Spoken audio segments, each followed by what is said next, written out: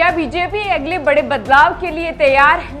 क्या पार्टी को अपने अगले राष्ट्रीय अध्यक्ष के रूप में सही चेहरा मिल पाएगा जो उसे 2024 के बाद होने वाले चुनाव में और भी ताकतवर बना सके? इन सवालों के बीच बीजेपी अब एक निर्णायक मोड़ पर खड़ी है। नमस्कार, मैं रेणुका चौधरी और आप देख रहे हैं द इंडिया मोड। क्या बीजेपी अगले बड़े बदलाव के लिए तैयार है? पार्टी को सही नेतृत्व मिल पाएगा जो उसे भविष्य के चुनाव में और भी ज्यादा ताकतवर या मजबूत बना पाएगा? इन सवालों के बीच बीजेपी ने अपने अगले राष्ट्रीय अध्यक्ष की तलाश शुरू कर दी। जेपी नड्डा, जो 2019 से पार्टी में अध्यक्ष हैं, अब अपने कार्यकाल के अंत तक पहुंच चुके हैं और पार्टी को नए नेतृत्व की आवश्यकता महसूस होने लगी है। नड्डा ने अपने कार्यकाल में पार्टी को मजबूती दी, लेकिन अब पार्टी अध्यक्ष के चुनाव को लेकर एक नया मोड़ सामने आया है। बीजेपी के लिए यह समय बहुत अहम है क्योंकि वह 2024 के बाद होने वाले चुनाव की तैयारियों में जुट चुकी है। नड्डा के पास राष्ट्रीय अध्यक्ष के अलावा केंद्रीय स्वास्थ्य मंत्री की भी जिम्मेदारी है, जो बीजेपी के एक व्यक्ति एक पद के सिद्धांत का उल्लंघन भी करता है। यही वजह है कि पार्टी अध्यक्ष का चुनाव धीमा हो गया है।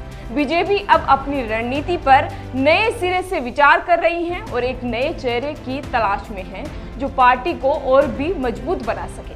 पार्टी इस समय अपनी स्थिति को लेकर आत्ममंथन कर रही है क्योंकि मोदी के नेतृत्व में वह लगातार तीसरे कार्यकाल के लिए सत्ता में है और 22 राज्यों व केंद्र शासित प्रदेशों में सत्तारूढ़ हैं। वही जानकारों का मानना है कि राज्य की सरकार में बीजेपी ने युवाओं का चयन किया है। वहीं दूसरी ओर कयास लगाए जा रहे हैं कि भाजपा राष्ट्रीय अध्यक्ष के लिए राष्ट्रीय स्वयंसेवक संघ यानी आरएसएस की भूमिका को भी अहम माना जाता है।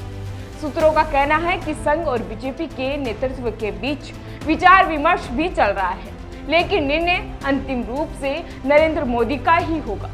संघ की भूमिका का अहम हिस्सा माना जा रहा है, खासकर लोकसभा चुनाव के बाद जब संघ की रणनीतियों ने बीजेपी की जीत में अहम भूमिका निभाई है। जानकारों की ओर से कयास लगाए जा रहे हैं कि जो नेता संघ से जुड़ा हो वो भी पार्टी के राष्ट्रीय अध्यक्ष की रेस में सबसे आगे हो सकता है। एक विचार ये भी है कि पार्टी की कमान पहली बार किसी महिला को भी दी जा सकती है, जिससे पार्टी की छवि और मजबूत हो सकती है। सूत्रों के मुताबिक उत्तर भारत से पार्टी की अनुभवी महिला नेता के नाम की भी कयास लगाए जा रहे हैं।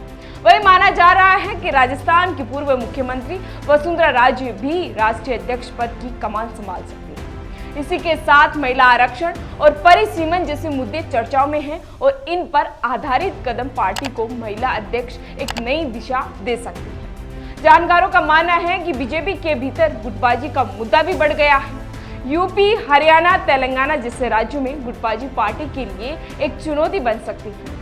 यूपी में योगी आदित्यनाथ, अमित शाह और केशव प्रसाद मौर्य के बीच प्रतिस्पर्धा देखी जा रही है, जबकि हरियाणा और तेलंगाना में भी स्थानीय नेताओं के बीच टकराव पार्टी की एकता पर सवाल उठा रहे हैं। इन गुटबाजियों से पार्टी के कामकाज पर असर पड़ सकता है। जानकारी के मुताबिक पीएम मोदी मुख्यमंत्री और प्रधानमंत्री संवैधानिक पद पर रहते हुए पहली बार आरएसएस संघ मुख्यालय यानी नागपुर में जाएंगे। वहीं राष्ट्रीय स्वयंसेवक संघ की प्रतिनिधि सभा की बैठक के बाद अब सभी की नजर प्रधानमंत्री नरेंद्र मोदी और संघ के प्रमुख मोहन भागवत की आगामी मुलाकात पर है। वहीं कयास लगाए जा रहे हैं कि संघ और पीएम मोदी की इस मीटिंग में राष्ट्रीय अध्यक्ष के नाम की घोषणा भी की जा सकती है। माना जा रहा है कि पार्टी के पास बहुत बड़ी जिम्मेदारी है और ये देखना दिलचस्प होगा कि वह इस समय से किस तरह गुजरती है।